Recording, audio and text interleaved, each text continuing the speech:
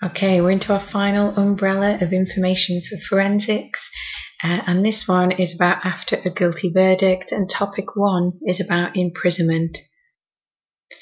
Now we're going to look at the effectiveness. So does prison work? Does it stop recidivism? Now recidivism is a key word which basically means re-offending. So the chances of somebody getting out of jail and then ending back up there through no fault of their own, or is it fault of their own? So we're looking at the individual and the society we put them out into. So it's a little bit like a dog chasing a tail. Can we stop it? Now, this core study we're looking at is a Gillis 2005, and he looks at the impact of employment on recidivism. So does employment stop offenders going back in? Can they get employment? Does it exist for them?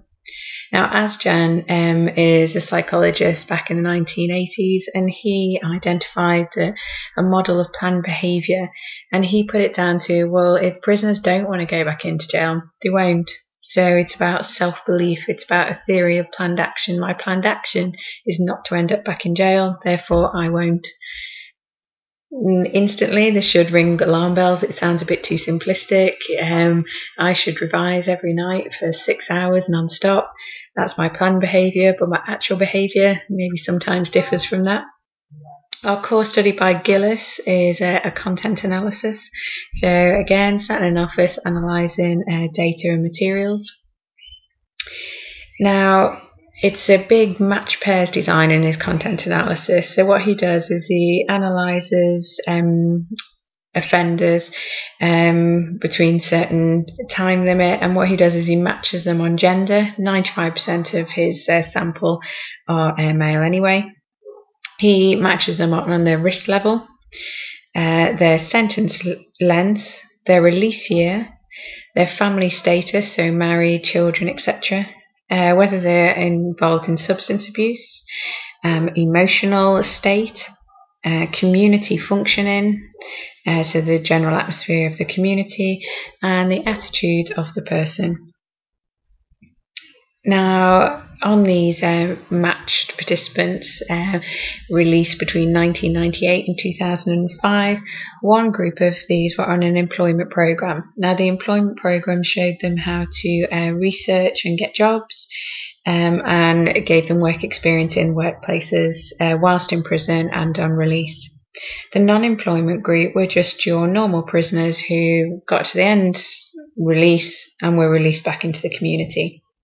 Now, what Gillis wants to know is, does it make a difference to recidivism if we give prisoners employment and the ability to find employment? Well, his content analysis showed that 70% of the employment did stay out of jail, so recidivism was reduced.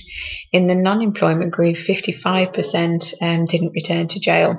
This difference is significant between the two groups and really indicates that if you create a social situation of employment, give opportunity, then a person will be less likely to end up chasing a tail and end up back in jail.